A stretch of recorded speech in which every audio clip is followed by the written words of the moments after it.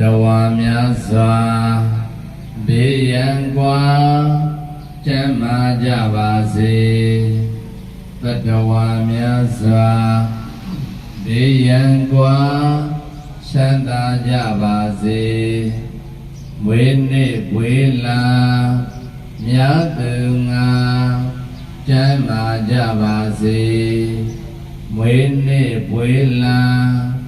မြတ်သူငါချမ်းသာကြပါစေမွေးနေ့ဝေးလာမြတ်သူငါ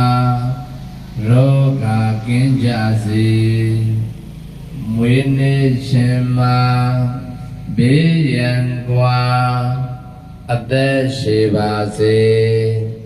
မွေးနေ့ရှင်မှာဘေးရန်ကွာရောဂါကင်းပါစေမွေးနေ့ရှင်မှာဘေးရန်ကွာ